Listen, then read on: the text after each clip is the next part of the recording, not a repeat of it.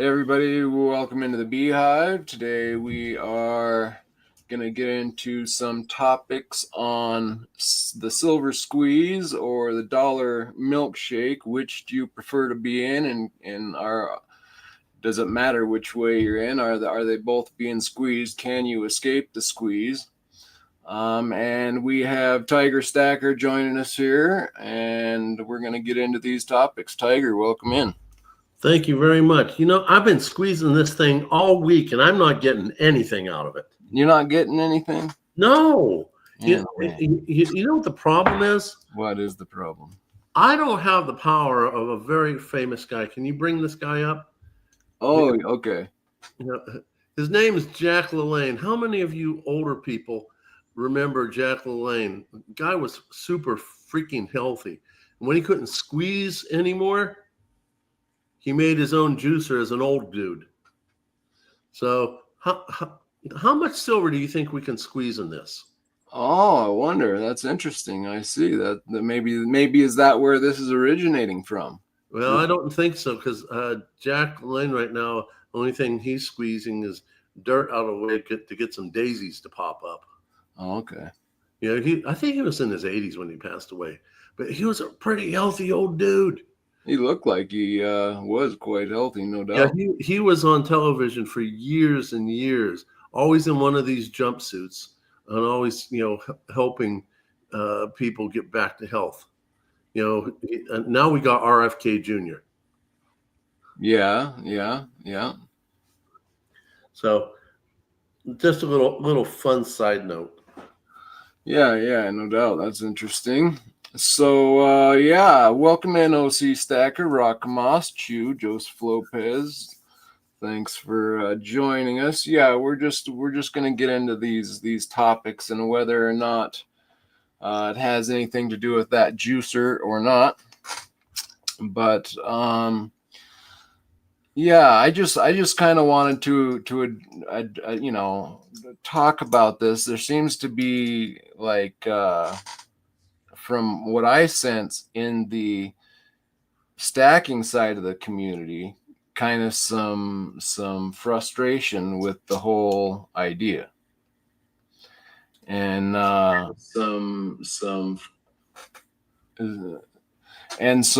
are you kind of sensing some negativity on the silver stacking idea as well, or the silver squeeze? Yeah, but I'm marrying it up with trying to use some good common sense. Yeah. Basically, we've had quite a few squeezes. The most recent one was 2021, which was just a little bit. I remember that too. See him swimming with people in a boat. He did that at least once a year. That guy was super strong. That's what Tiger was telling me earlier. He was the model of fitness before Schwarzenegger came along. Okay. But basically, what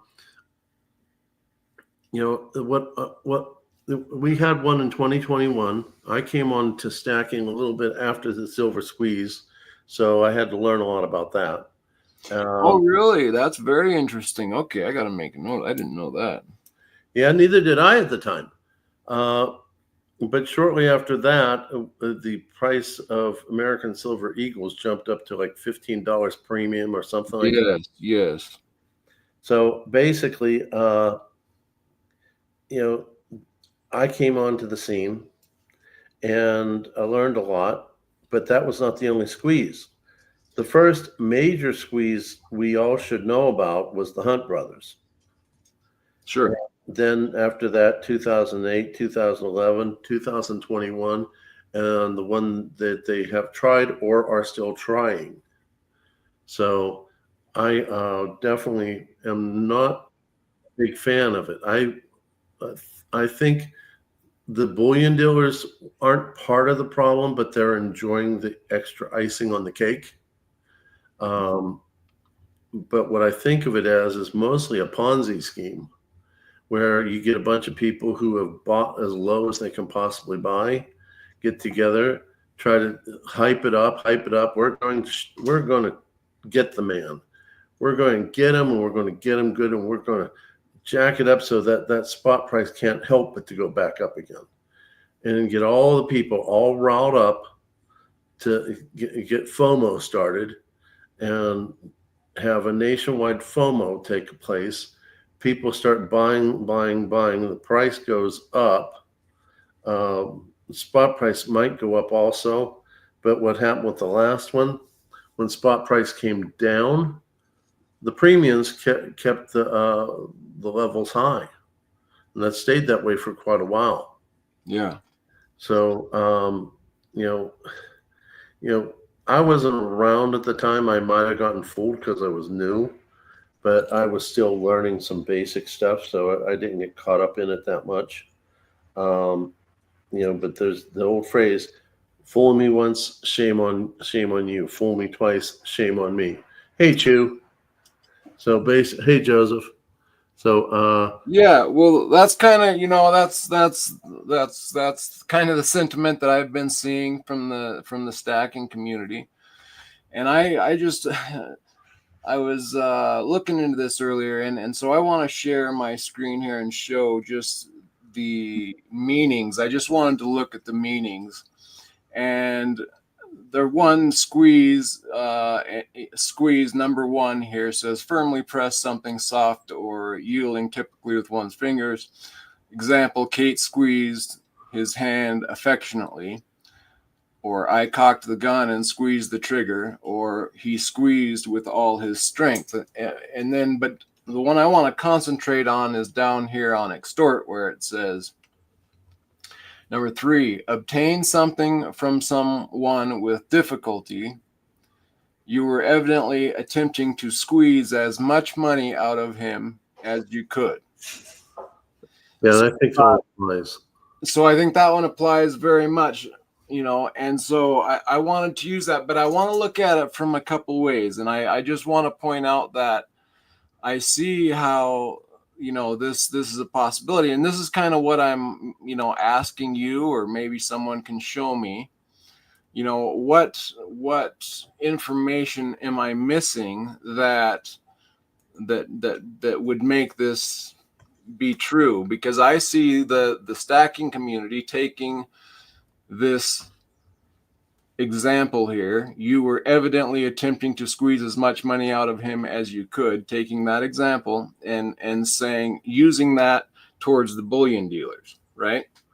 Or the people behind the scenes. Like I said, this can be started by, enough people who have silver at a smaller price and trying to capitalize on making people have a bunch of FOMO.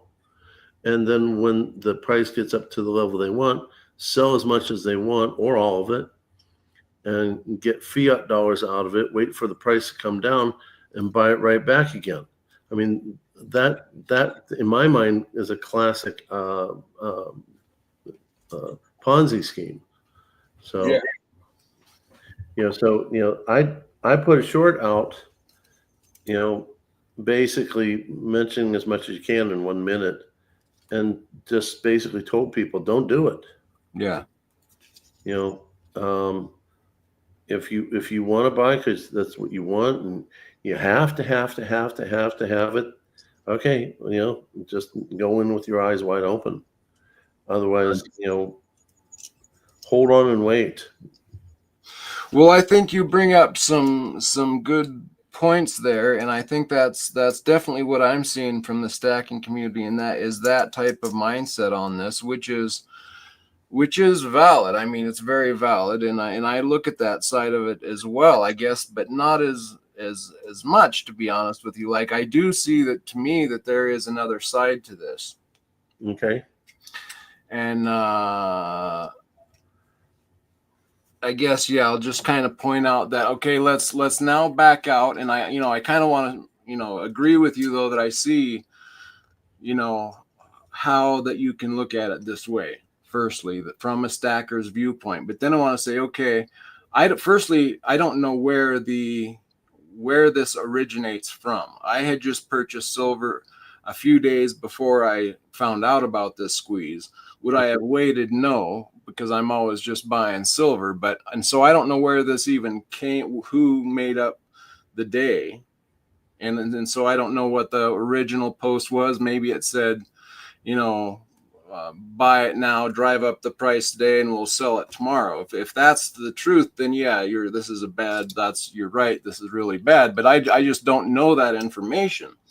So when I hear, and also I think that the first silver squeeze came off of the GameStop paper trading side, right? Where they were in the, I don't know if you'd call it stock market for GameStop, which is a kind of a small market. And then they were shorting it or buying it long, I think, actually, or something. And to drive up the price just as a manipulation tactic, right? Yeah, but you hit a very specific word, small market.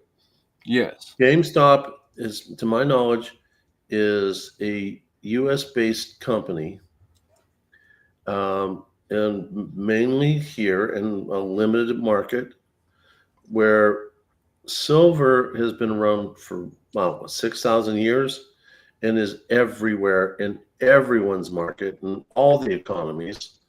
And if you're talking about, you got to keep in mind also that this stuff, what we keep, is a small fraction of the overall silver. If we combined our stacking into one huge data piece of information, we are still a small fraction from what's out there. So a silver squeeze won't change it that much, where it would with GameStop. Because it's a small market, limited area, and would have a lot more effect. It's like throwing a rock in your kid's kiddie pool versus throwing the same rock into an ocean. Right. So I agree with you on all those things, and that's why I was pointing it out. That so the first silver squeeze that apparently you started stacking after that. So that's I started stacking quite a while before this. So for me, I've been watching this game for quite a while. So I was already stacking before the squeeze. But this first squeeze, from my understanding as I was watching it, was yes, it came off of this paper trading side of, let's find another. Actually, and to be honest, Tiger, the reason they picked silver is because it is another small market. And that's why they said, let's go over and squeeze silver like we did GameStop. And that's how it got started. But what needs to be pointed out there is they had no idea who they were dealing with the bullion banks. They're pros at, taking people's money when you try to corner the market there with them. And that goes back to the Hunt brothers and but what I want to point out is in the first silver squeeze, at the end of it, it definitely became understood that, you're working in the paper market, and where if this was ever to have any meaning, you would need to be in the physical market. And that came to be kind of somewhat of an understanding by the end of it. At the beginning of it, it wasn't. It was all paper. But then it kind of got explained. Look, if you were really going to do anything, you'd have to be physical. And even then, like you say, we're a small part of the market. Uh-huh. So, that doesn't, and I agree, I agree with all those things, but that doesn't mean that this second silver squeeze, again, without not knowing where it started, maybe it was bad, but I want to present a picture that maybe makes it look maybe not so horrific. It doesn't have to be bad. Yeah, and to be honest with you, if I may introduce this subject, we're going to, Frosty and I have a collaborative that we've done. The next one's coming up in 2 days, and we're going to touch this topic as well as another topic. So if you all are interested, and wanting to go ahead and come visit us after today, it'll be on my channel, and it's already scheduled. So it's going to be at 7 p.m. Eastern. We're going to talk a little bit about the silver squeeze and other subjects. So get all your information you can from here, learn from it, and let's all go over to Stack Collector on Thursday, 7 p.m. Eastern, so that we can take this even further. Cool.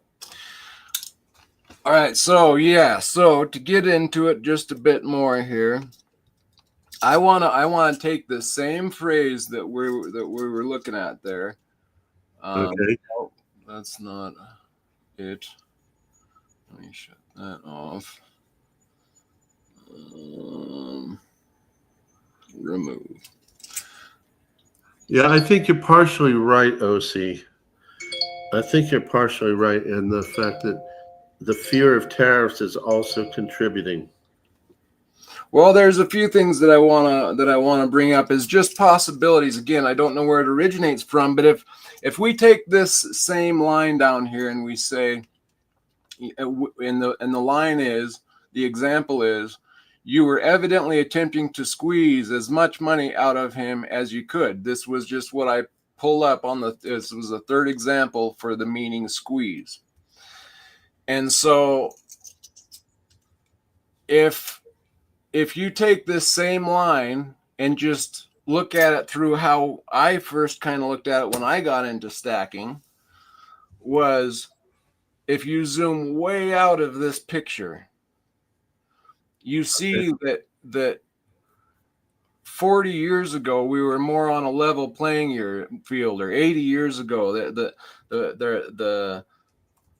the playing field was pretty level. The dollar was pretty strong. In fact, when we were on a gold standard, and even over, I heard Mineko 64 say that in England, when were on the gold standard, that their money actually gained value over like 100 years or something like that. Just a little bit, not much, but so it can be, there's periods anyway where you're on kind of a level playing field, is my point. Okay. And I believe that we are no longer on a level playing field. And so if you apply that to this line and you look at it from, we need to get as much of our real value out of the devaluing currency, because that's why gold is at 3,100 and climbing, is because not only is it at an all-time high amongst all the other currencies, that was happening for a while, but now it's because not only it's at an all-time high in our US dollar and reaching new highs every day, or almost every day. And so my point is that you could take this same line and say, we need to pull as much of our real money and hold on to it to preserve our purchasing power, because if we stay in the cash, we're losing faster than if we would be in bullion, is going slowly either sideways or up, you see. And it's so when you look at it from that really backwards view, and you realize, okay, we're not just having a little bit of inflation, but the inflation is the food, just you buy a grocery cart full of food and it's just ridiculously expensive. Oh yeah, my wife was like, I need more money to buy groceries, and I'm like, eventually higher earners are going to get hit. It's going to hit the higher earners as well as it hits the regular earners. I was just thinking to myself, back when I first started stacking, I was a much harder stacker than I am now, because once you pay your bills and stuff, you just can't get as much as you want. You get used to buying silver when it was like $20, $25 an ounce. Now at 35, So gold at the time was between $1,700 and $1,800 an ounce. Now we're at 31, possibly going to 32. That's almost a doubling, not quite, but it's almost a doubling. That limits what you can do. For sure. For sure. I mean, My wife come in and just told me, $100, $200 doesn't last. that's it. And so since we're no longer on a level playing field, and it just continually keeps being the purchasing power is being deflated out of our currency, the better off we are in what I consider real monies, because it's not just created out of a magic hat like we've been doing here by the trillions. Yeah. And so reality, I think, is going to start to come back into play, and we're just not used to it. We're just not even taking account that could be a possibility, because we're so used to living in that, that it's not a supply and demand, like that's not a thing that's taking place here. First of all, you have my first teacher in your screen. Yeah, exactly, right. You're making a very valid point, and on which I'm going to share with you that my money machine, you can't pull it off. Eventually, the Ponzi scheme catches up with you, and this might as well be real money, because it's fake money. You can't get away with it. Sorry, Lynette. I just had to do that. No, that's the point. That's it. That's why the back of this dollar is so important. It's just showing. Oh, let's do that. It's just showing. Yeah, the thread. We've got the dollar here that has lost its purchasing power, and we've got gold here that is now surpassing our mark. Oh, could you do me a huge favor and scan that and send that to me? Actually, I have a couple extra I can send you. Oh, I didn't know it was on the back of Lynette. Yep. Boy, Lynette carries a lot of information on her back. Yes, she does. And Tiger, I was at VRIC in Vancouver when Lynette Zhang and JP Cortez were being questioned on stage. And after that, I got a chance to sit down with JP Cortez. And then I went over to your channel a little later and see you sit down with Lynette Zhang. And I was like, wow, that's so cool how the circle kind of. Oh, yeah, it was so awesome. And she was sweet enough to let me make a short before I released the videos, where she asked if she can come on to my channel. Would you like to come into your channel? Would I like oxygen? Right. Would I like chocolate? Would I like to stay married to the girl I got married to? Right. Would I like to have a boat that doesn't have a hole in it? Yeah. I couldn't believe it. I had to pinch myself. Yeah, no doubt. She's awesome. I've been watching her from when I first started stacking too. So, yeah, and you have to admit that this is just as worthless as this. Yeah. Talk about a double-headed coin. Yeah, no, that's kind of what I'm pointing out, is that we just, if you really back up and look and you say, well, at that point you'd have people warring, and it's like, well, have you checked, hello, and I think we're at that point. See, and another thing I would like to point out is, like, there was another time where there was a silver squeeze,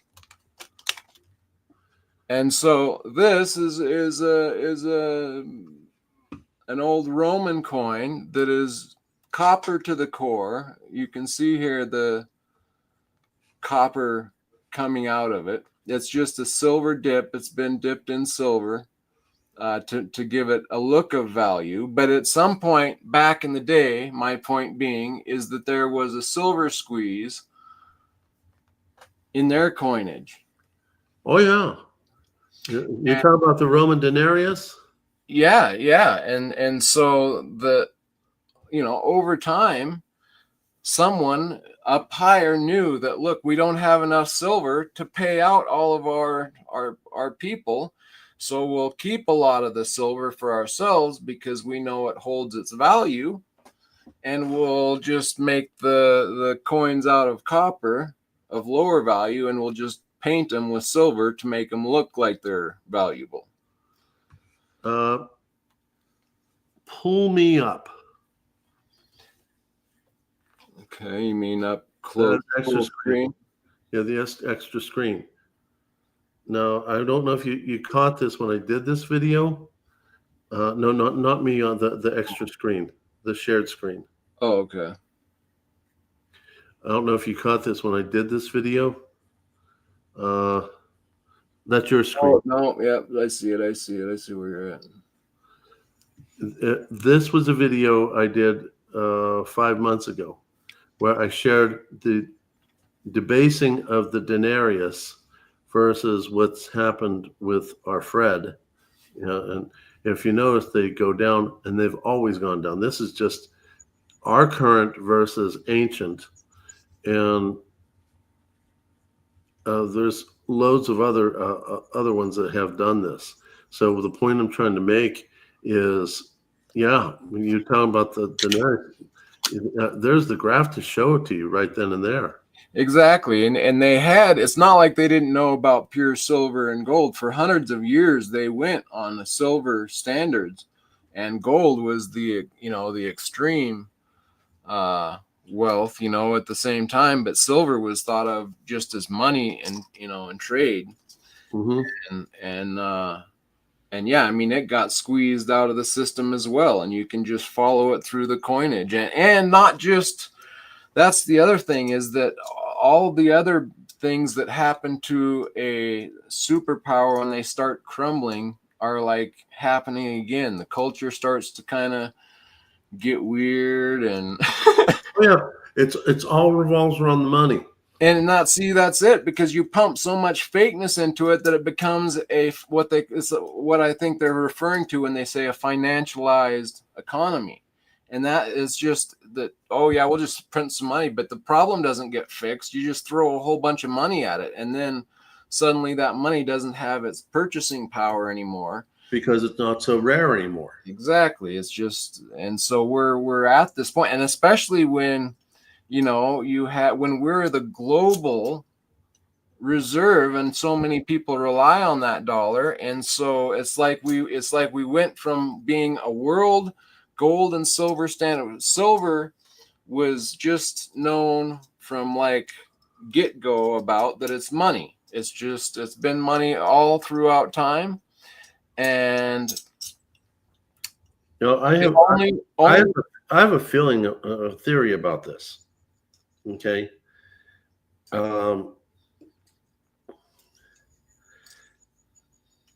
And I'm not the only one. I'm definitely not the only one. People like pretty things that stick around a long time. And I'm no exception. So God gave us silver and gold for the purpose of us using it as money, and it will last for a very long time, even more so with the gold. And it's rare, but not too rare. And you can certainly be able to use it as a means of trade, a value of worth, a value of purchasing power, both in the short and the long term. And the fiat dollars don't do that. Exactly. And especially when the game is winding up towards the end. We have special words for that, right? Like hyperinflation. Yeah. And so, but even if you don't quite get to hyperinflation, it starts getting, that curve starts going. And I feel like we're definitely getting into that curve. I believe we're already deep into it. So They're just trying to make it go so slow that the populace doesn't see it. yeah, and to be honest, I'm a little surprised that there's not more. No, like now there is talk about eggs, being so, and then there's little bits of information on it. But yeah, I'm pretty surprised at how few people understand that we were even once on a gold and silver standard, and that we're not on it now. JP Cortez was talking about how a lot of the people that he talked to in the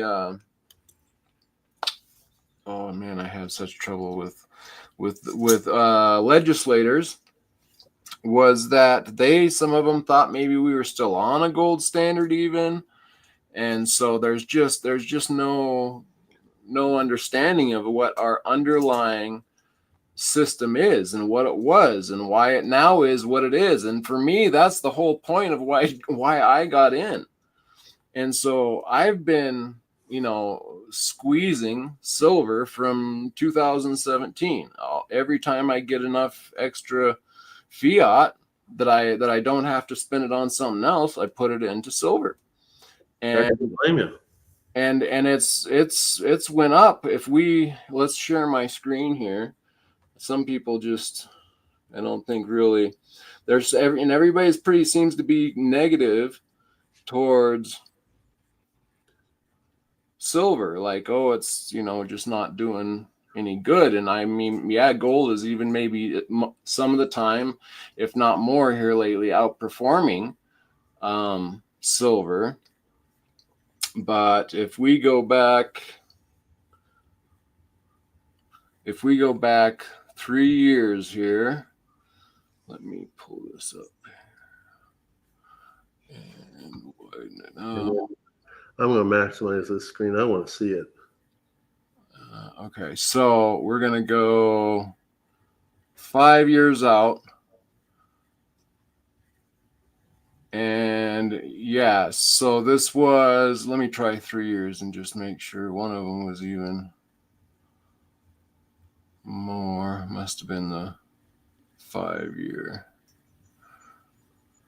So yeah, it's up 139%. Yeah. From 3 years ago. So, that's not a bad performance right there. Well, it's not bad performance, but it's really not an issue of silver becoming more valuable.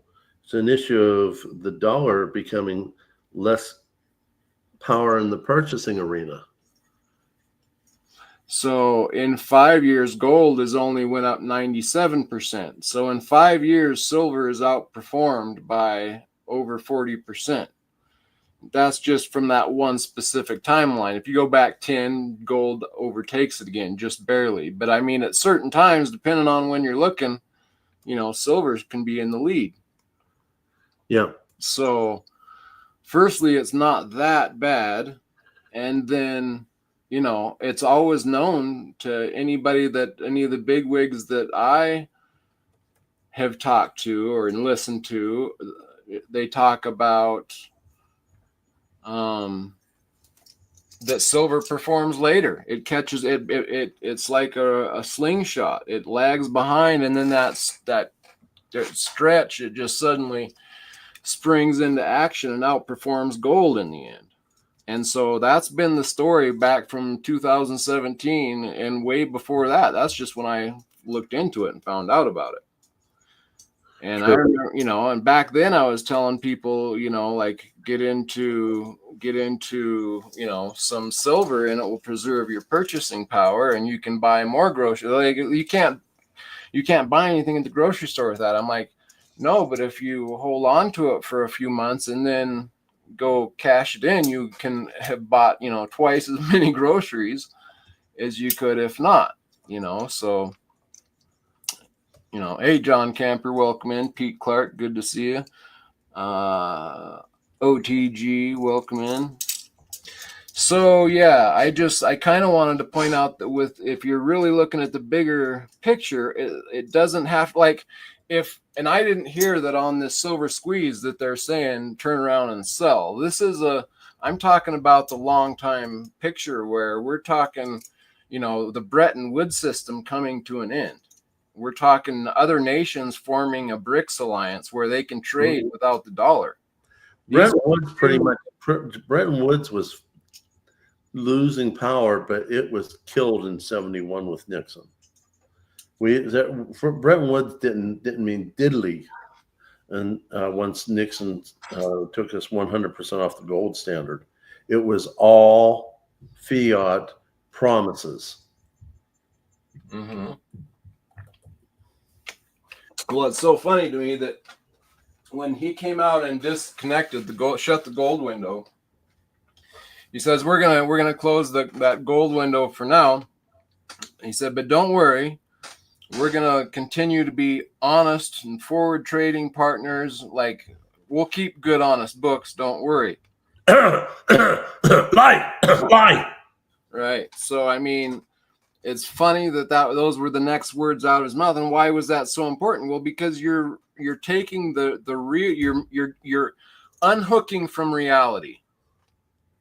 Now, if you were to keep your books matched and you kept even trade and you didn't print any more money, you might have something to work with there.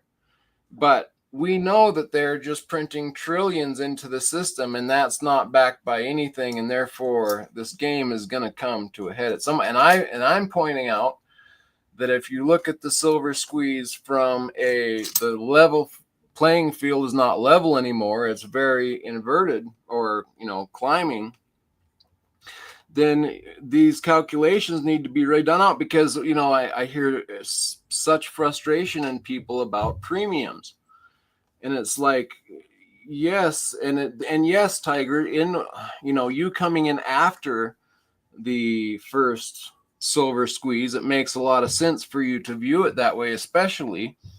I knew the first silver squeeze wasn't going to work because it was paper based, and I had been following and knew enough about the market to know that, they're just going to get had there. But if it was to be serious, it would have to be physical. And since then, another thing I want to point out is, I should look this up, but PSLV being formed.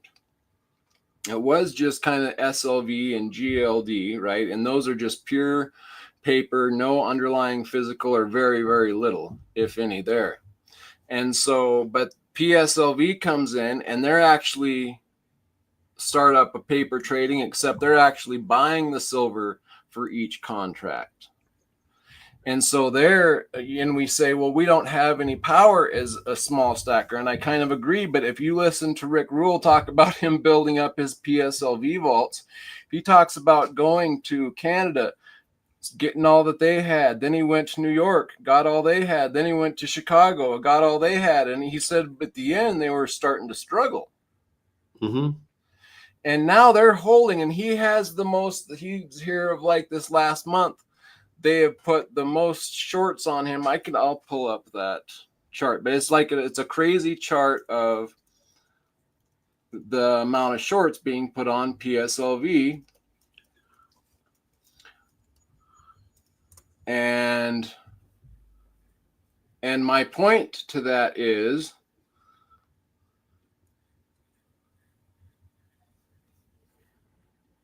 are you still there? Yeah, I'm sorry. I'm trying to get to this page and think at the same time. My point to this is that they put all of this, or PSLV goes and he piles up a lot of physical. And now when we go out and we buy, like if he's pulled up a lot of the silver, and these other bullion banks that are moving these paper contracts around, and sometimes they do get called for silver. On the comics, you can pull silver, you just have to pull a lot of it. And when you have enough people asking for deliveries, they can usually handle that. But if they want to handle it easily, they can't have someone like PSLV buying these huge lumps every time he gets a chance. And so that's why if they put enough short squeeze on him, he is not allowed to go into the market per like the legality of things and buy any more physical. And I heard him talking the other day about this, and he was, you know, you can hear it in his voice, kind of, you know, you think you're going to get away with shorting the silver like this. This is the worst thing to be on the other side of if this gets away on you. And my point is if they see him as a possible threat, because he is pulling large amounts and does make a difference in the market, and if they're having to short him out to keep him out of the market so that they can meet their demand, then, you know, suddenly we have a bit more purchasing power. Why? Because he's holding so much of it. Yeah. And which then makes it rare again. Exactly. It's making it rare again. And then if you have some more people, there's this other kind of millionaire guy who came in and bought like a tenth of a year's mining supply in one go and took a picture of it in his garage or whatever, in his vault. And so, and let's not forget the billionaire, lady billionaire in exactly last year, who bought buku monster boxes of American Silver Eagles. And if you have Russia coming out and saying, well, we're starting to stockpile it strategically as a strategic, and us being in war, that's not, he didn't say that just because for the fun of it. That's saying, has anybody looked at silver? Is what that's saying. Yeah. And so, you know, then not, and you for people, you know, like I'm talking to like with Ian, and he knows some of the bigger bullion dealers, and he's saying that on the back end, large bars, large 1,000-ounce bars, 100-ounce bars had a bigger premium on them than the 1-ounce coins, and that's completely backwards. And yeah, that is backwards. It shouldn't be that way. No, there's more demand on the backside than on the retail side. Oh, that makes sense, because we, like I said, we make up a small part of the whole silver that is out there. What we all own collectively, we're still only a small fraction. Yes. Yep. But that being said, with all these other people coming in and grabbing these big parts of silver, and that we've been in a 5-6 year deficit, you know, and we don't, you know, some people say stockpiles. Yeah, but if you ever try to nail anybody down on any stockpiles, where they are and how much they have, good luck with that. And we have a lot of silver that goes into the dump because it's just unrecoverable and unused. And we have all these new uses for silver, where gold just comes above ground and sits. Silver is being used and needed in industry at large amounts. That's true, with one exception I can think of for gold. Gold has been used as a pharmaceutical for, I believe it's rheumatoid arthritis. I'll have to look it up again. But that's, you know, there are more medicinal uses for silver and industrial uses for silver. You know, I mean, you combine this with nitrate on a molecular level, you come up with silver nitrate. And I've used those on the ends of sticks. They kind of look like a match on a stick. And what it does is it chemically burns blood vessels, little blood vessels, to cause them to coagulate and stop the bleeding. You know, there are more medicinal uses for silver and industrial uses for silver than there is for gold. The question is, are we going to ever run out? And then it's going to be well. And it's not only that. It's the one thing that real true value can't escape from. And so, and it can't rot like wheat. You can't do trade with these other things. They lose their value over time. There's one thing that can't be destroyed, that keeps its purchasing power over thousands of years, are these precious metals. I understand that. And so when we left the reality of gold and silver after thousands of years of being on a gold and silver reality, when we disconnected and went into fiat, we disconnected from reality. And look how many trillions of dollars, how much purchasing power, you know. I want to read some. Oh yeah, show that again. I love that. That is so cool. How much have we lost from when we disconnected? See, it's all gone. We've lost it all, down to what they're saying is 3 cents, and that was a few years ago. And I know that they've hyperinflated, double that since then. So I know more value is out of it. Exactly. And like Ned always said, the rising price of gold is an indication of a failing economy. Bingo, bango, bongo, and it's no. Yeah, put that on the back of her Lynette Zhang dollar. Yeah. I want to point something out here. Frosty says, to be in the top 5% of all silver stackers, you need to have 100 to 250 ounces of silver, not a dent in the big boys game. That's so true. And like I said, you combine us all, we're still not a big boy. Right, but see, when you combine PSLV, when you combine Russia, when you combine us already being in a 5-year deficit where we're already having to eat into our whatever stockpile was there, wherever it's at, we know that by 200, there's 1 billion ounces about every year. And we know out of that 1 billion ounces, we're using 1 billion too. And so we're short 2 million ounces. So we're having to not only use everything that we're mining, we're having to go into our storage. For the past 5 to 6 years, we've been having to pull from our existing stockpile just to meet demand. This is per the manipulated numbers.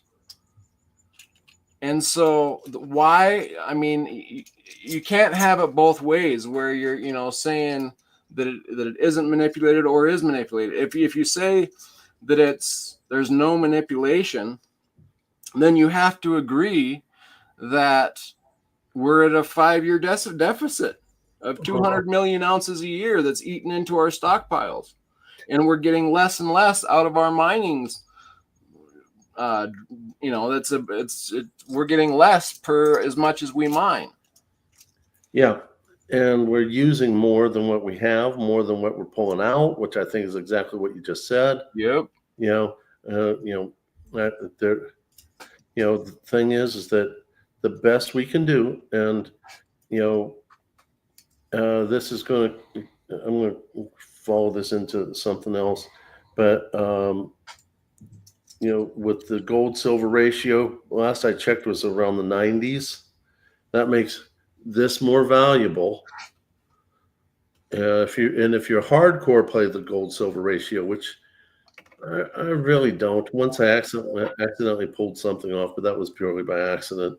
But this right here is going to be able to keep you getting what you need when SHTF hits. In fact, I've made some videos about what is best in an SHTF. So, that's my stacking strategy. You can go watch it if you want. You can agree or disagree with me if you want. But the thing is this right here, right now, I love gold, don't get me wrong.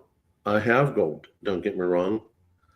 But gold to me is climbing with very little variability as it's going up. Silver is bouncing hard. And that's what it does. That's what it always does. And probably that's what's always going to do. Yeah. Which is what I had mentioned before 6 months ago when I got septic. And by the way, those of you who sent up prayers for me during that period of time, thank you very much. A special thank you to Frosty for tracking me down and letting everybody know. But when I came back home between the hospitalization and the recovery, I was able to stand without pain. I was able to walk without pain. It was 2 months before I started getting a paycheck again. If it wasn't for this stuff, now I did not want to sell the gold, and the same reason. I saw gold climbing and no chance of it having a dip, and silver bouncing like it bounces all the time on a pogo stick. I sold to pay my bills. Not that I wanted to. It was a very sad moment. I sold to pay my bills, knowing that I had a potential to buy weight back at similar prices. You're not going to get that with gold. Yeah. Well, yeah, that's it's definitely more volatile, and it's definitely springs up and down, but that's the good thing about it. If it, you know, gets closer in its ratios, like it, overall back to its mean, I guess you would call it, there's a lot of room to spring, and I think it's there because when you look at the deficits that we're in and the amount of things that we're using silver for, and for me, that the world's monetary system is coming to a close as we know it, Yeah. or at least big changes in it, and that we have states actually buying up gold and storing it in vaults and like passing wedge. I mean, this is no joke. This is actually happening. It's not something that I'm happy about or want. But it's that if we don't act on these things, our fiat, in my opinion, is definitely losing a lot of its purchasing power, more so than they would want you to know. In fact, you could say that there's just no value there now. It's just what we're giving it because we've wanted to believe in honest books and honest that you're getting an even trading value. That's what it was back when there was real currency, and when you were using real gold, then you were getting value for value on the spot, and when you walked away with that piece of gold, you had that preserving wealth in your hand. Oh yeah. And now, since there's been so many fraudulent contracts out there that are just kind of like bought out, like, oh, what do we do with this money? Oh, create this organization, and then it's totally run badly. It was just for basically laundering money. And then things don't get done because you just throw money at it because you got extra money. You're not going to do it. You're just going to throw money at the problems. And so then your economy just starts getting weird and slowing down, having all these weird problems. Your society starts to get weird, just like we talked about happened in Rome. Yeah. In fact, during my interview with Lynette, she pointed out something that was kind of obvious, but actually needs to be said. Great countries were built on great wealth. Yes. But war happens when the wealth is gone. The more financial problems, the more likely a war is going to happen. They go hand in hand. Yes. More wealth, less war. Less wealth, more war. Yes. And that's the thing. And we're seeing big lines being redrawn. And again, I fall back to that. I seen them plan this out back at Event 201. And I thought, wow, they're going to be able to, how are they going to make the states want to break apart and become different areas? And I'm like, how would they do it? Sure enough, lines are being redrawn and Yeah, basically, which camp do you belong to? Do you belong to the liberals, where you think that the government is supposed to provide everything and everything and everything, amen, which is really not democratic. It's socialistic. I agree. Marxist. Yep. Or less government and more industry, which produces goods and services that can be traded internationally and produces a stronger government.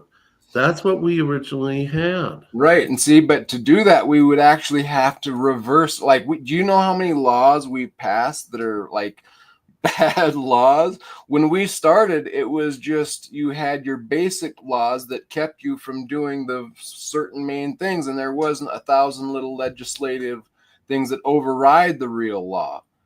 True. And that's kind of like once the corruption gets so bad, it's like a rusty vehicle. It just has no more ability to hold the structure together because it's so rusty.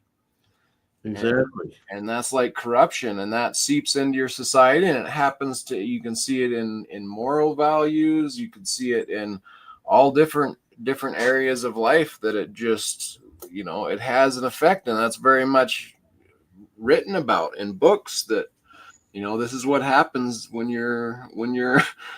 the dollar scheme, when the paper fiat scheme comes to an end. Well, it's just it's Darwinianism. It's survival of the fittest. Whether it's the who's the bigger, badder bear in the jungle. Bottom line, where is the biggest, meanest bear sleep? Anywhere he wants to. Yeah. And like in high school, the big guys who weren't nice people picked on the little guys that didn't know how to or couldn't protect themselves. Okay, and it's the same way right now. My wife is talking to me about what's going on with what her belief system was about Putin and Trump and all that. And I watched loads of different types of newscasts, not only from here but other countries. I just watched one this morning from India, and how they were saying that Putin is outmaneuvering Trump, and then pointed out the fact that they're part of the BRICS nations. So a little side note: who can you trust? I don't even trust Fox completely.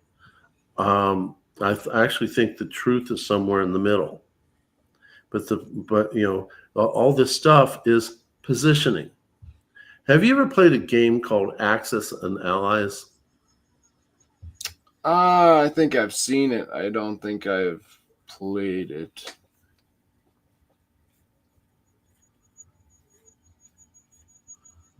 I don't understand, Frosty. I was going to say with my ex-wife. I'm not following that. Frosty's played it. I played this thing. This is like chess on steroids.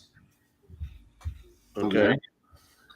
You versus the guy you're playing with. One is the Axis, the other is the Allies, and basically you're mainly positioning your armies at different places to find out the best strategy to annihilate your opponent and basically take over the world. Yeah. And this a very classic. I mean, very classic, no doubt. Very classic, and that's what's going on. I watched a video not long ago this week where Nazi Germany was trying to take Greenland, and Greenland couldn't defend themselves, so we stepped in. And you can argue that Trump's being a big bully, and he might be, I don't know, but we might be in a position where we are actually playing a real life Axis and Allies. Yeah. Or a very easy version of Battleship. Yeah, well, I kind of, I'm sure everyone here would say I venture out too far, and then maybe it's true. For me, when I've looked at this for quite a while, and I've watched them literally they get the highest people around corrupt groups, and they get them around a table, and they start wargaming out how to best run, like a pandemic. And then bam, a pandemic happens, and then how are we gonna manage food and separate. Oh, well, you'd have to have all these states break apart and become regions, and you like, oh, this stuff will never happen. But then it all starts happening, and you would think, oh, well, there's real war and real death taking place, and they wouldn't do that type of thing. And it's like, I'm not sure, as much as I wish I would agree with you, I'm not sure that that's the case. Yeah, and I totally agree with you. I mean, but like I said, it's all positioning. yeah, And when everybody's in position and they dig in deep, and if things don't de-escalate, right. And I think at this point, it's mostly psyops for the people. Like, I think that they need to get everyone to this understanding that, because I mean, we're giving the paper value, it's buying purchasing power. Like, we are giving still lots of trust to our governments, as much as they're stand. That's slowly falling apart too. Right, and that's how many states are making laws to recognize gold and silver, and right. How many, and I know not everyone's going to share my opinion with this. In fact, my buddy Frosty, he does not share my opinion on this. This is one of the few things that we don't see eye to eye on, with goldbacks being a hyperfractional form of gold. And you got to be able, it's like I said in a lot of my videos, we are not countries. We don't buy big things. We buy small things. Yep. We buy food. We buy hydration. Yeah. We buy shelter. Yeah. We buy air conditioning in the summer, heat in the winter. Right. We buy cars. Yeah. We don't buy an F-15 fighter jet. We don't buy a battleship. Which, according to our Constitution, we shouldn't even have any ships of war at sea unless there's someone invading our own territory. Exactly. So that's a whole nother. I mean, my goodness. I mean, and look at how Rome got spread out. So, but I honestly think that at this point, it's more for the control of the psyche of the people, and it's just a matter of getting us to understand that we need this new system that they're going to try to force down our throats and have us begging for it, because our system went down. Of course, it's because of the war, and it's blah blah blah. Yeah, but you got to keep in mind what's behind the system. The people that made the system,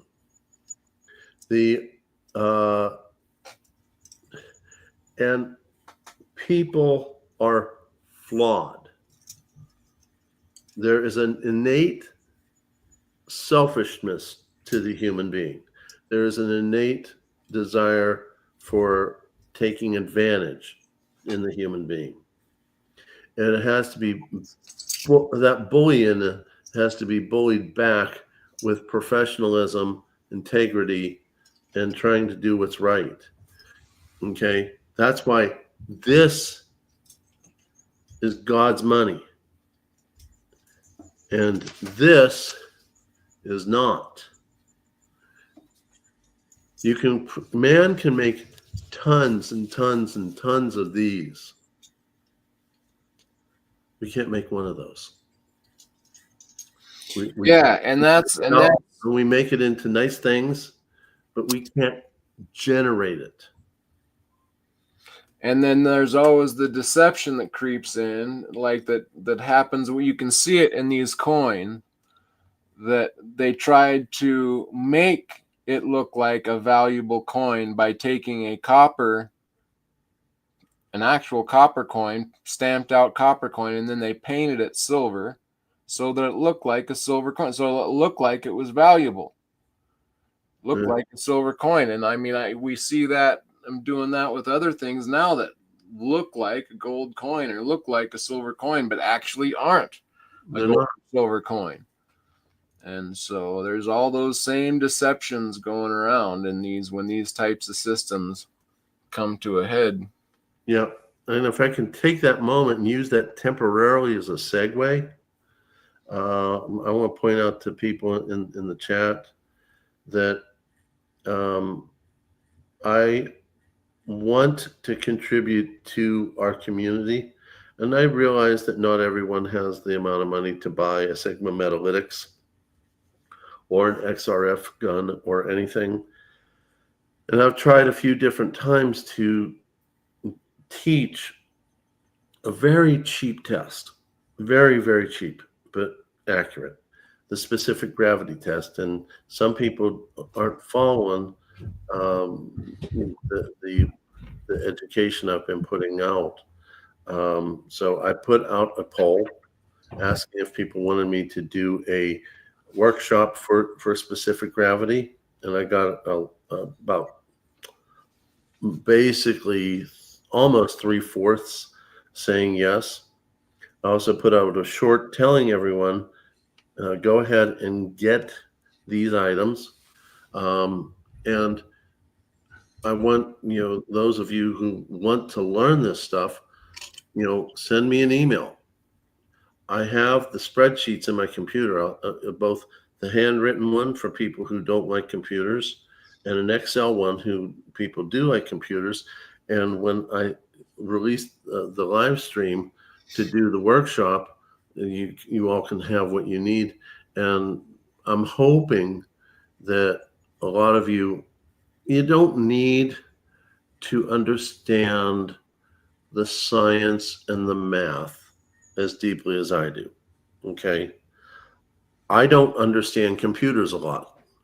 That's why I'm grateful Frosty teaches me stuff. But give me science, give me math. I'm in my own element. I am a fish in my own water. And I want to be able to give to all of you who aren't mathematicians, who aren't scientists, a simple way to use a cheap test to verify. So that's coming. I hope everyone will come, because I will be giving those spreadsheets to anyone who asks, so that you all can have a way to verify, especially if you're not well off enough to get a Sigma Metalytics or anything else. It doesn't mean that I think less of a person for having less money. It means I worry more about those people, because they need to be protected just as much as the people who can afford the verification equipment. So if you guys will just keep an eye out for it, that live stream is going to be coming. So thank you for letting me go on that tangent. Let's get back on topic. Okay, and I'm going to take that time to point out, and I know you had a different road. I don't know how much you want to share about you getting into silver and running into some issues, but I want to point out that there's levels in stacking silver, or on the ladder, just as there is in anything else in life. And so, when I come into the market from the bottom, I mean, I've been watching for good deals for a long time, and I've met some good contacts, and that's helped me find good deals. But that took a long time, and I'm still quite a ways down the ladder, see? And so when I purchase something for myself, I have to buy from someone who is a little further up the ladder than me, and they purchase from someone else who's a little further up the ladder from them. And that ladder can be fairly deep. And so, but anyway, when no matter, when you come in, don't be so worried about getting that 50-cent better deal on an ounce of silver. Like, yes, find the best deal that you can, look around, but more importantly than saving a few cents is that you get a real product, right, Tiger? Like, yeah, yes, know how to test it and all these things for sure, but also, it's especially when you're first starting out. For me, I would say it's almost more beneficial to pay that little bit extra premium by going to one of the big outlets that has had a long standing what would you say, Reputation. reputation, and yeah, you might not get the very best deal, but you know you're getting real silver. Well, here's the way I look at it. Everyone says buy the dip, buy the dip, buy the dip.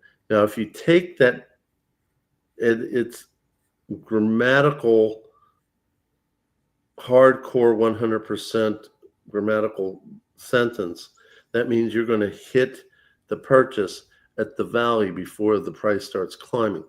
Almost impossible to do. Yeah. Also, almost impossible to sell at a peak. Right.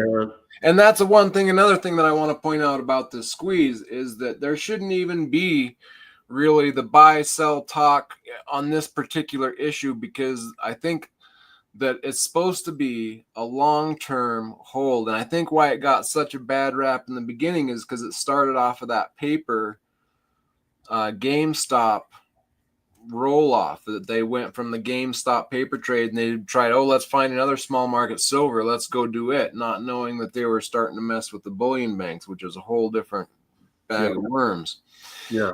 But now it's more known physical, and it is getting picked up, in other countries that it's a thing. And I think that the more knowledge that people get that, getting into gold and silver is a good thing, then I take that as positive. If it was a thing where, we're going to drive up the paper price for one day and then sell out the next, then of course it's a horrible idea. Oh yeah. And I've been in that position. Usually if you sell, you're going to take a hit. That's almost always the case. It's rare when it's the other case. I tell the story about the one and only 100-ounce bar I ever bought because it was really pretty. It was a Britannia 100-ounce bar with Britannia in there, and oh my goodness, they make a pretty product. So I couldn't help myself. I never had a 100-ounce, but it was the prettiness that made me pull the trigger. I bought it at $2,450, and I was going to buy the other 100-ounce bar that they had at the pawn shop when I got my next paycheck. But by that point, she'd already sold it, forgot that she promised to hold it for me, and she normally doesn't do that. She normally keeps her promises, but when you got so many people and so many business transactions per day, you can't remember everything.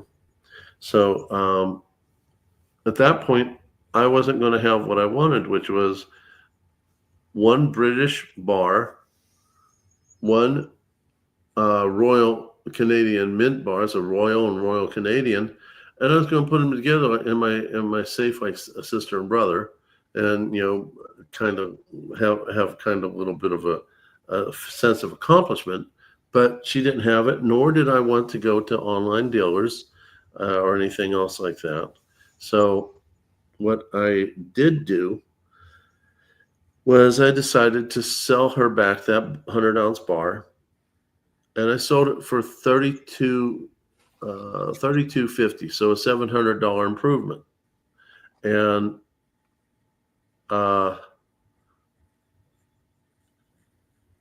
And basically, I bought a 1-ounce gold buffalo, and the $700 I put into constitutional dimes. That's not the norm. It just happened to be that there was a big spot increase between my purchase and my sell date. Usually when you sell close to when you buy, you're going to take a hit. Yes, it should never even be, it shouldn't be a thing. Like now it is if you have, like you had a bad thing that came up where you needed to sell, but in a mentality state wise, you don't ever want to be thinking, when's a good time for me to sell while we're in this current destruction of our worldwide currency standard. Yeah. Another example where I got lucky was West Virginia passed this law that said if you pay your taxes to the state within X number of days, you can write that off against your federal taxes. So you get a maximum of $5,000 against your federal.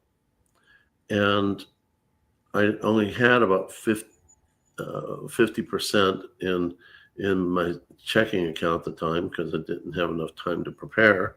So I ended up selling some silver to make up the difference.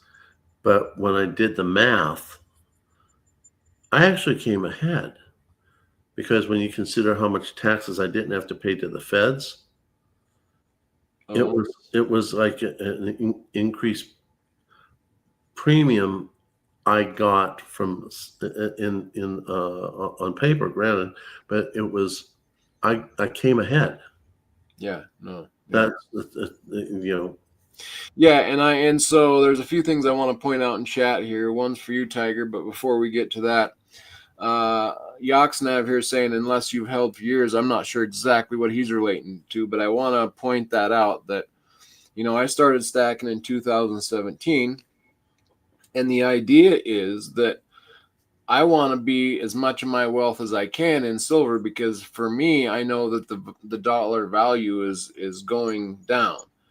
And so I just am constantly getting into silver, and it's not like I'm waiting for a dollar jump up so I can sell some of it. It's not at all in my mindset to sell, and unless I had to, of course, I might. But I want to hold until this system kind of changes and the monetary system goes through a big change where now maybe it's more solid, and then maybe you can move into it. But like, this is not, again, the point kind of is this is not a level playing field like it once was a little while ago. And I think a lot of people are not allowing that to be a reality. And I think it is a reality.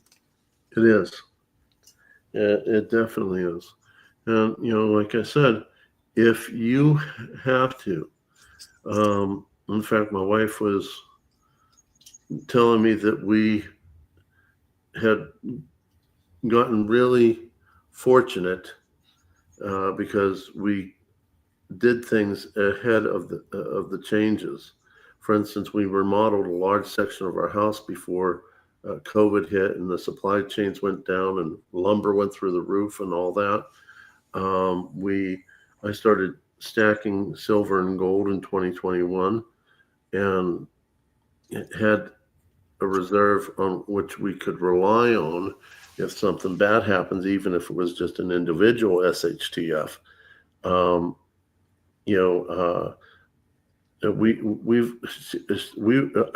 We weren't even talking about doing our live stream at that point. We were just talking about how we've been fortunate enough, that I've stashed 2, maybe 3 years worth of food for 2 people in the house. And I want to be able to get my sister-in-law here to try to turn our backyard into a producing garden, and having, because you mentioned the price of eggs. Yep. Okay. I was getting a good bit of eggs. I had 6 chickens. 2 of them died. The other ones are healthy. So I know it's not a disease. It was just, I have no idea what happened. But my 4 chickens right now are eating their own eggs, which is really weird. I got to look into why, because I want those eggs here for the house, because we feed them, we make sure they get light, and we were eating really delicious homegrown eggs for a fraction of what people pay for it in the grocery store.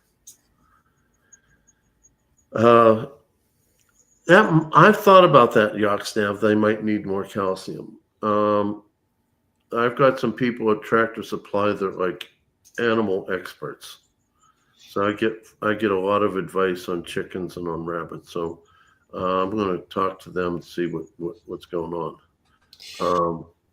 It might be, but what I'm hearing is they're eating the inside of the eggs, and much later, sometimes eating the shells.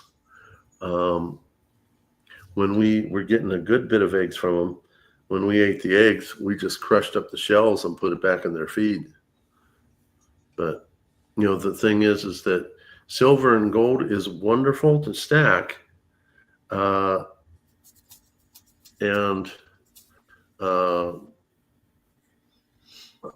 is that right? Obviously. Yeah. So some things in the chat there. Tigers or Space Miner was wanting to point out to you that he thinks he wants to talk to you about your new water strategy. It has something to do with something that he can make those go haywire. So something about that. Maybe you guys can talk on that. Yeah, the food and water, I want to touch on that a little bit. There's that's a lot of first time reactions from people is that'll come into like a silver gold channel and they'll say well, the first thing you need is food and water, and I agree. But I mean, once you get enough food on your shelf that if it's going to go bad after so many years. Like canned food will last a long time, but there gets a point to certain foods where after a certain point they may go bad. So I do think that you should stack food first. I do, and that you should also have access to a bunch of good water, which I do. I have a large tank that's with filters and stuff. And but once you get those, then that's where you start going into the silver and the gold. And of course you have your defense protection too. Like once you have those things, then that's where silver and gold come in, because once you eat through that store of food that you've gotten, by that time your silver and gold will be usable to get you more food and water. That's so. And as you all have watched some of my videos, everybody who is saying stack the 1 ounce, stack the 1 ounce, stack the 1 ounce. I like the 1 ounce. I love the 1 ounce, but I don't stack only the 1 ounce. I am a huge, I'm an absolute huge fan of fractional, whether it's constitutional silver or 1/10 ounce rounds like I've gotten from Silver Dave.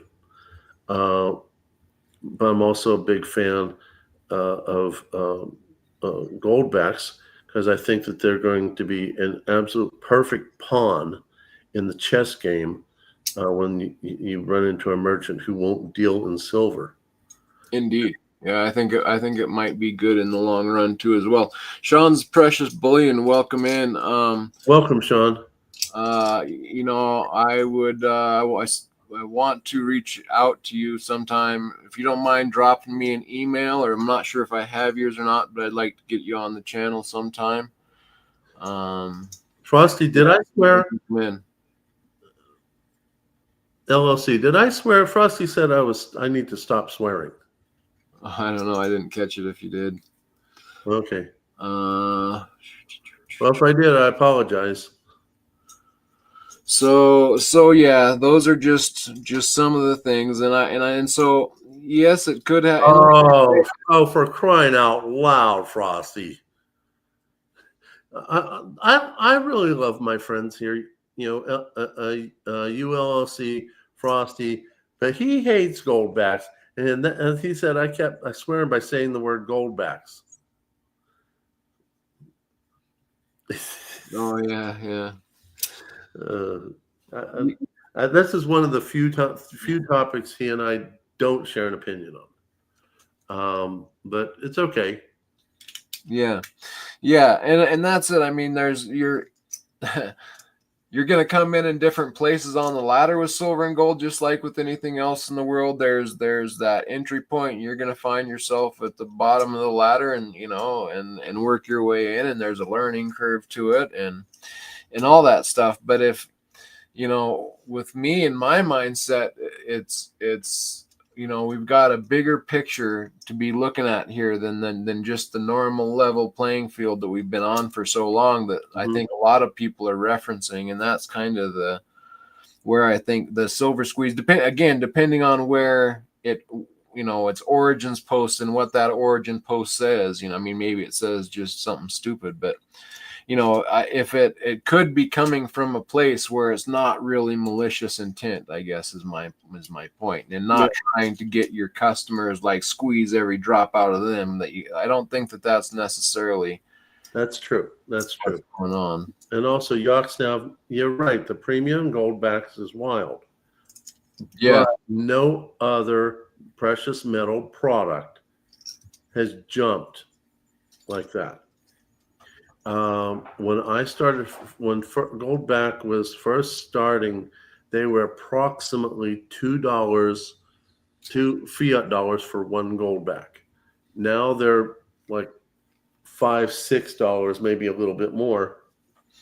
When I first started buying them, they were $3.67.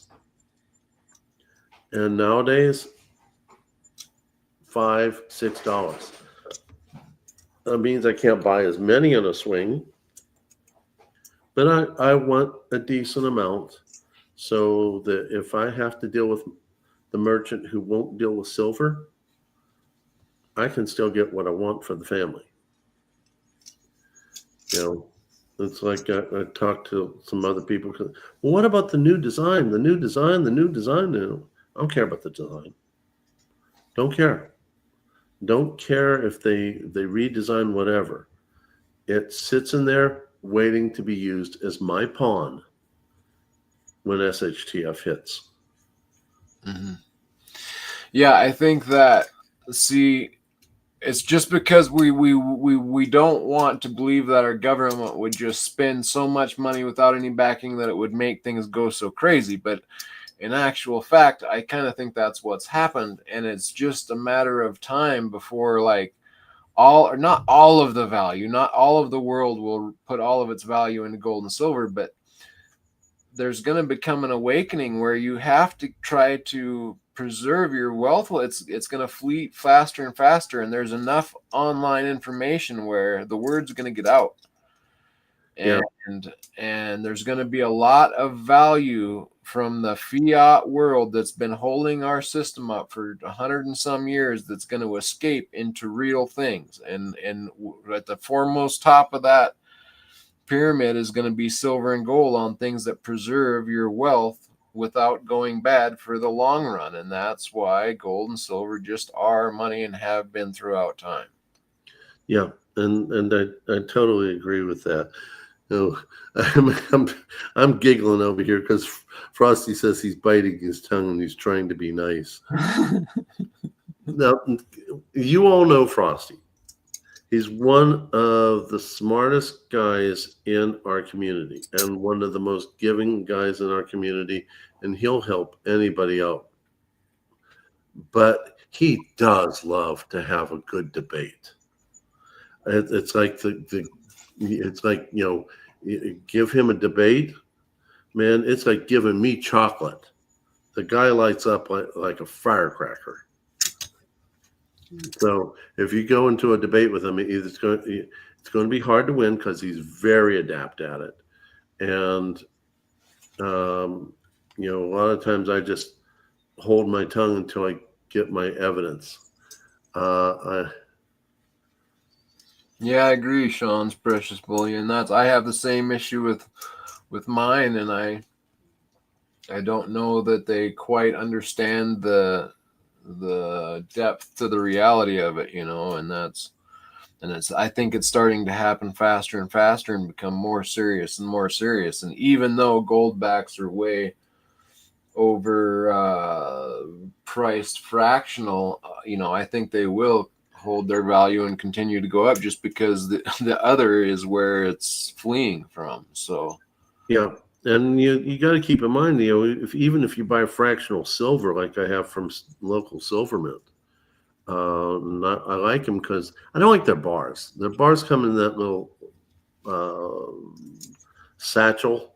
Yep. Too much room for error. The satchel can tear. You can lose your little tiny bars. I like their rounds. They sell them in a dime tube. Yeah. That keeps it nice and neat.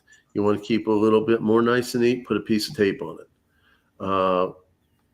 I agree with you totally, Frosty. That pirate girl. Oh my goodness. You talk about hot. That pirate girl, I'll walk the plank for that girl. So I told that to my wife. She looked at me really weird. But no, the point of the matter is that you gotta prepare, and those who haven't prepared are going to get hurt, or they're going to try to hurt those of us who have prepared. So. Yeah. That's true, Sean. Yeah, that's true too. What'd Sean say? Oh, he's just pointing out that Prophet has no honor in his own home, and yeah. 949 Designs, good to see you, bud. 949.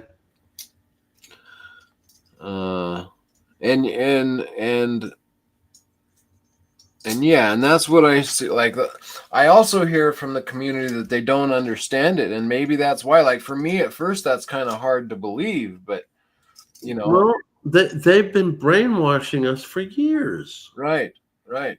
You wouldn't believe that your empire could fall. Kind of, I hear that's just kind of the way it was to those places too, like Rome. It was so big and so powerful, and you wouldn't think it could fall. And that's when it does, it won't fall until it does. Right. Okay. They do is the thing, and that's with currencies. That's the thing, is like, we don't think our currency will, but it would be the first currency out of every other one. Yeah, it will be a domino effect, in my opinion, a domino effect like you've never seen. And it's like my son would say, "Well, you can't eat silver and gold." Says, "Well, what do you plan on doing?" I'll go out in the woods and I'll shoot a deer. Like, yeah, and so will everybody else. So you're out in the woods, you shot a deer, and you get this other hunter says, "That's my deer. I made the kill," and they argue over who killed it. Both of them have screaming children at home that are hungry. I'm going to guarantee you two things. First, that deer is coming out of the woods. Second, one man is coming out of the woods. The other one's going to be coyote meat. Yeah, well, I know about that, and those are things to definitely consider. And that's why, you get your food, you get your water, you get your bullets, you get those basics, and then you get your gold and silver for what comes after that. And all you can do, even if those bad things happen, well, then you deal with those when they do. But all you can do is preserve what you can do for yourself, what you can preserve. And then when those other things comes, if they come, they come, but at least you've done what you could. And if you don't do anything about it, then that's where, you might wish that you would have. Yeah. And it's like back in September 11, most of us remember exactly where we were when we realized we were getting attacked. I just happened to be in a gun store at the time. Well, that was my really big thing. I love pews and ammo and all that. Yeah. That's where I first talked about gold and silver. That's where I first found gold and silver and got into gold and silver, was from a gun show. So yeah. And the thing is that from that point on, whenever I went shooting, practicing, I would not go to the range with my ammo. I stopped. I bought what ammo I thought I was going to use up, and what I didn't went into my ammo stack. And when my son came along, uh, my son's grabbing the ammo. I said, put it back. But Dad, I thought we were going shooting. We are. Put it back. Well, how are we going to shoot? So we're going to stop at the gun store and buy new. Says, that's a waste of money. No, it's not. Put it back. And years later, his first year of marriage, I'm hearing from his wife that he's upset that he only has enough for his 2 clips, 45, because that was his round of choice. And I looked at him and I said, your wife said this. And she said, yes. So you're really upset about it? Yes. And I reminded him of the story I just told you. And I said, do you remember that? He says, yeah. What do you think about your dad's decisions at that time? He hung his head and said, again, you're wiser than I gave you credit for. I was stacking lead long before I knew about the value of silver and gold, knowing purposely well that was what was going to protect me and the family. Or if I really needed something, I could sell some to get what I needed, which I don't want to. The point is that the pew-pews are important to have, but these are important to have. And,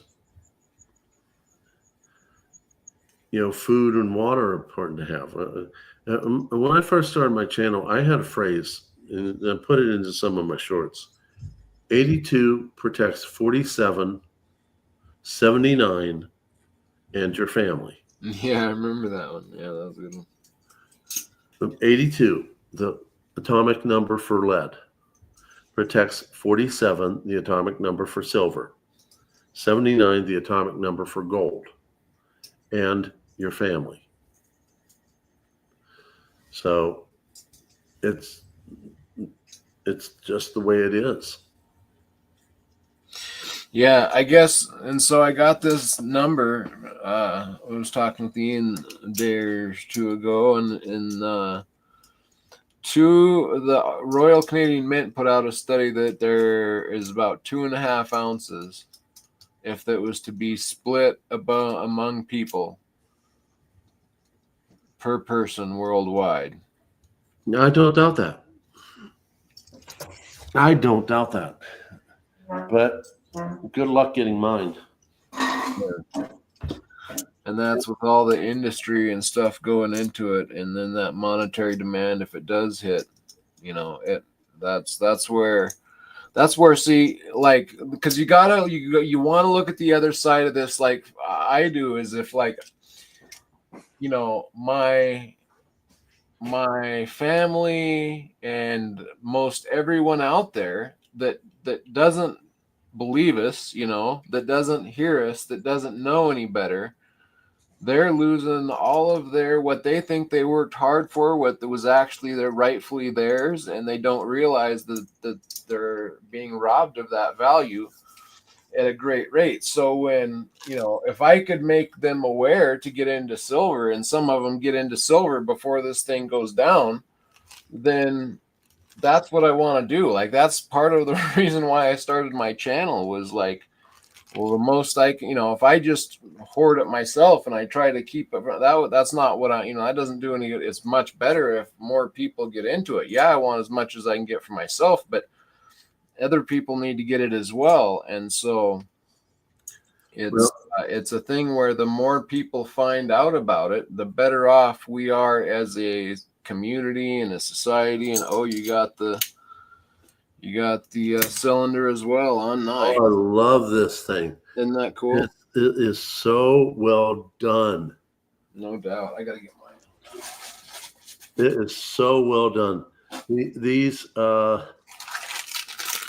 silver simulated bullets, they fit in there so well, so perfect, that when you drop one in, watch this. When you drop one in, it goes in slow, so that lets the air go out. And when you flip it over to take it out, it takes a little bit for the air to come back into the cylinder. That is so cool.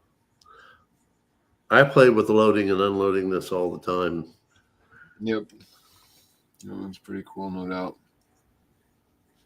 Thank you for turning me on to this, because You're very welcome. I did not know such a cool thing existed. Yeah, they are cool, no doubt. And I want to put a little round osmium piece in. Oh, you can't see my little, but I want to put a little round piece of osmium right where the primer would be on each bullet. You know, make a little grind. You know, drill a little hole so that just enough to drop a piece of osmium in there, and then it would look just like the downside, though, is that you would be drilling through the middle 9 of right. I know, but I could have a special one made just for that purpose and have them not put that typing in right there, have it somewhere else. Well, yeah, if you have those connections, why not? Yeah, exactly, and I do. So, but yeah, they are very cool. Oh yeah. Fun I now have at least one bullet of every type I've ever seen. The last one was this one. Oh, cool. Yeah, and then they have these bigger ones that we're used to that you sell. Oh, yeah. What are those? The hollow point 9 mil 1 ounces? It's not a hollow point, but it's I think this is actually a 40 mil is the caliber of this bullet, but they go for like $36, $40, something like that. Yeah, I got the 45s, and then I got the 2 ounce. I think it's a 308. Then the 5 ounce shotgun shell. Then 50 cal, which I think is 10 ounces, and then a bigger shell, which I think was. I think that one was 50 ounces. I may be wrong about that. And then I got the 9 mils, which was a hollow point in 1 ounce, and then these. Cool. Very cool. Well, cool. That was kind of what I wanted to touch on. Let's see, what else are we missing on the bigger picture with the Silver Squeeze? Anything you want to add there? I'm not going to fall for this. I'm just not. You know, I'm going to keep doing what I do. Well, see, my question is, fall for what though? That's like kind of what I wish we could figure out. Like, does anybody know where the original post came from? Is there like a fall for what? Like, what would you? So you're not for me. It doesn't matter where it started. I don't care if it started it. So you're not going to hold silver anymore? No, I'm not going to. I didn't say that. Okay, that's kind of my point. Is I wonder if we're coming down to definitions here, because you could call it a no, I'm going to hold my silver, or you could say no, I'm going to squeeze my silver. But if you're saying the same thing using different words, then you're not actually fighting with each other. You're just saying the same thing in different ways. Yeah, but the point of the squeeze is to raise the spot value, which is who says that? That's the whole point of it, is to where did you get that from? Outdo the spot price, therefore kind of hurting things like the COMEX and the LBMA. Is that something that like someone is posting somewhere that you know of, or? Well, that's kind of like the general understanding of it at the time. I also saw a great video from Silver Seeker on this. Okay. He did a really deep dive on the video that I saw. Okay. I'll go check that out. But that's kind of my wondering, like, is because that seems to be kind of a feeling people have, but if that's not necessarily the case, like I was saying, the original one rolled out of that paper scheme for GameStop, and that was a whole ordeal, and we all kind of at the end of that agreed, well, yeah, that started in the paper market, it would have to be in the physical. But then this time, is it might not have any tie to that. It could just be saying we're trying to raise awareness that you should get your hands on silver and hold on to it for the long run. Well, that would be nice if it was altruistic, but I don't think that's what it is. In fact, I watched a subsequent video from Silver Seeker where he's noticed it didn't affect the prices. Now, is it going to? Right, but who's claiming that it's supposed to, aside from these stackers that are just conjecturing that? I think part of their conjecture is past experience. Salivate metal and everything he says. Right, but see, that's my point to this whole thing, is that would be true if we were on a level playing field. But the level playing field has left the building. That's why these silver squeeze may not be look like, unless I see the original post that says something ridiculous like that. It's never going to be a level playing field. It's always going to be Darwinianism. Well, it was much more early on. See, that's not my point. Is that we're getting further up that exponential curve, and therefore making the field that we've been used to playing on a non-existent thing anymore. And that's kind of my point, that these little premiums that we're arguing about, if we try to squeeze it to make the price go up, I'm not convinced that the silver squeeze is supposed to make the price go up. We're just saying get into physical silver because your fiat dollar is losing money faster and faster. Well, actually, I think Sean's Precious Metals has an idea, as I've been watching a lot of documentaries on The Simpsons predicting everything. So honestly, I think we need to become experts in The Simpsons. Right, no doubt, right? It's really eerie. It's like, is it because they're so wise, or do they have a Ouija board that works? Right. Hey, AAA at the Great, welcome in. Good to see you. Hey, I sent you an email earlier there, bud, just to give you a heads up. So yeah, anyway, I wanted to throw in that possibility that, like, look, this might not even be coming from a collusion of the bullion banks trying to squeeze their own customers' last drop. Like, I'm not sure that that's even ever been a reality, and it might just be kind of being imagined into the what is, Yeah. But the thing is if you stick to your plan,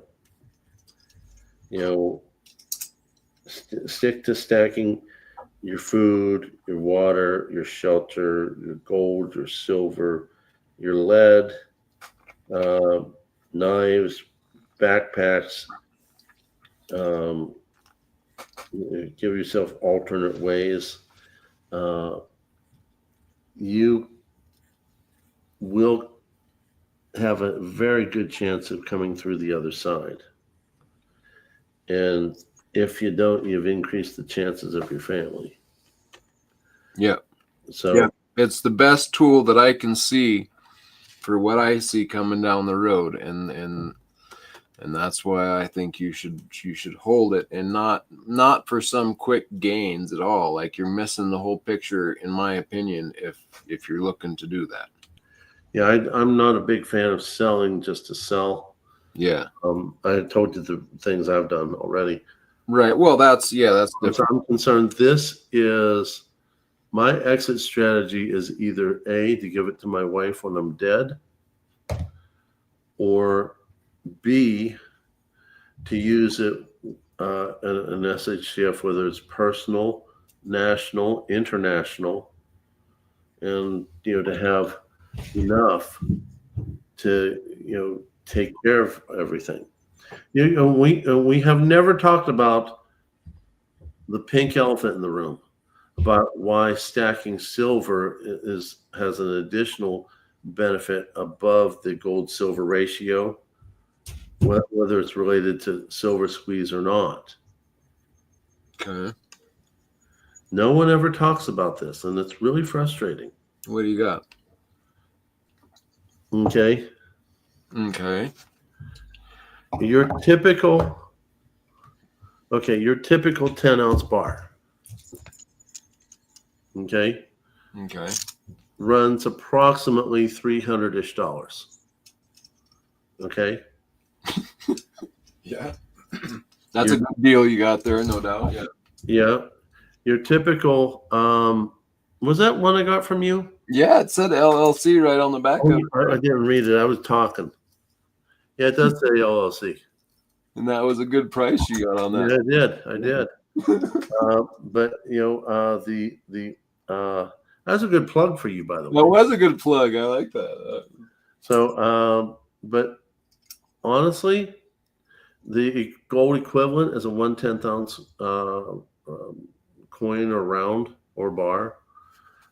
Okay. And if you mainly stack silver, it gives you one additional thing when you package it all up in your box or whatever. One additional thing that gold will never give you.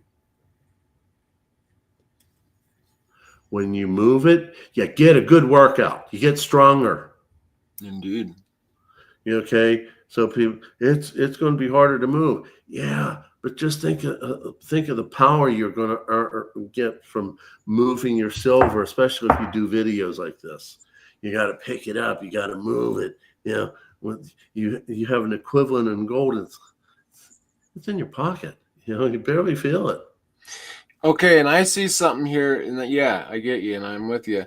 But there's a comment here. It says, "I'll buy a 10-ounce bar for $300." Smiley face, Yoxnav. Thanks. It's a good comment, and I agree. And what I want to point out about this is, back in the first silver squeeze, you could get a bar of silver for about $300, and that was with higher premiums that these people are complaining about right now.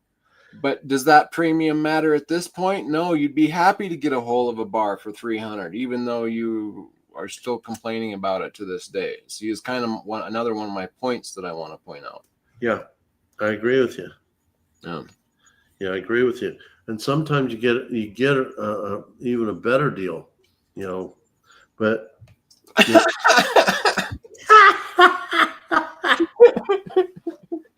now you knew I had to tease you a little bit. Yeah, that was good. That was good. But no, honestly, if I ever have to sell again, my 10-ounce bars are the first thing to go. Yeah. Unless it's something I really have a preference for. Yeah, no, and I think that's good to take into account. Firstly, never buy something if you're going to be unhappy with it. Like are never forced to buy anything. Make sure that it's something that you want and then be happy with it. And it's better if you have a better, wider knowledge on the subject. But again, that's a learning curve in it, you know, that you come in at the bottom when you come in at the bottom, just like with anything else. But it's good, like Tiger's saying, to have something that maybe you don't care about. Like I have some ancient coins, not this one in particular, but I have some nicer ancient coins where I don't want to get rid of that. And even though it's quite valuable, that's something I really get a lot of enjoyment out of, where I have other 1-ounce coins that are just, I don't have as much worry if I need to sell those off. So it's good to have those different things within your stack. So if you do get in a crunch and do need to sell, even though that's not ever recommended, you know, only if you really need it, and then you know exactly what to go to. Like Tiger's talking, he's already stacking certain 10-ounce bars that won't hurt his paws if he has to let go. Yeah, I mean, to be honest with you, this will if I had to sell every last of my 10-ounce bars, this is probably the last to go, just because of my faith, my love for Jesus, you know. And it will be the last to go. But if it comes between the choice of holding this and not providing for the family, this is going. Sure, of course. You know, and likewise with the 1/10 ounce rounds, I don't have a real strong feeling towards them. Yeah, you know, they are the pawn. You know, have to put some gas in your car. And we don't have we have a pure SHTF. They're going. You know, I got to put gas in the car. Got to go to work. Got to do whatever. Got go get more stuff for the house.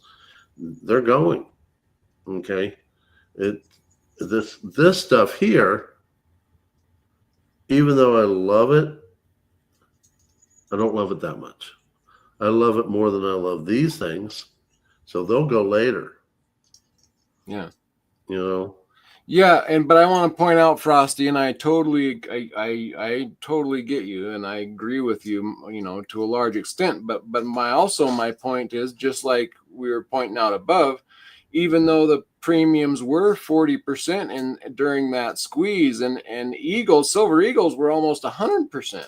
Yeah, they were. But my point is that those bars that they had a 40% premium on them, but they were $300. And now, even though the premiums are maybe 2% now, where they were 40%, you're still happy to have bought that bar at $300, because now spot is, we're at 350 plus for a 10-ounce bar at this point.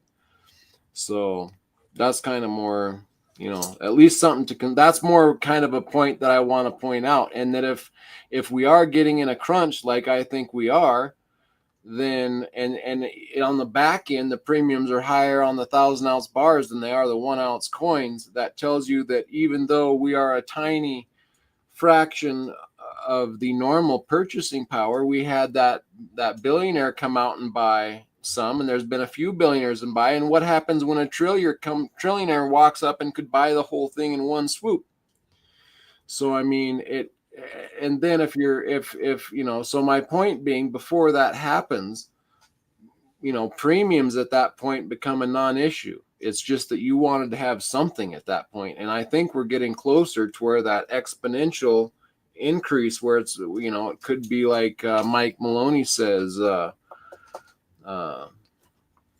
what does he say? Like it's basically that it's unaffordium and unobtainium. Not only does it become unaffordable, it becomes unobtainable.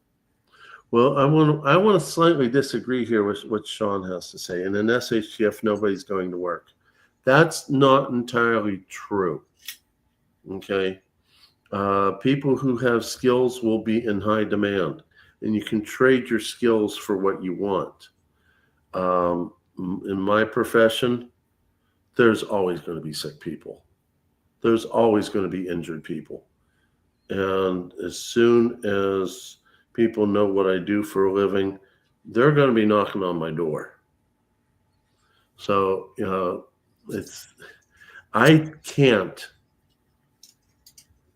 ethically turn my back on someone that I have the skill set to help. And, Frosty made a good point. Will be king referenced the Great Depression. There were still hospitals, doctors and nurses. There were still people who needed to fix busted plumbing, fix a roof. Those things are going to be needed. And those are the people that's going to be able to trade their services to get what they need. The thing is that, history repeats itself. It always repeats itself. And why? Because humans never learn. They live in this fantasy world where they think they understand things, and they live in the dark until something hits. And when the few that have remembered history and have been able to avoid the problems, they're going to be the ones that come up on the other side ahead.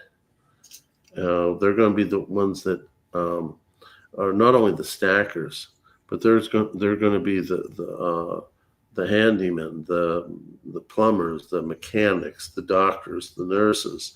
That's going to be sought after because things fall apart.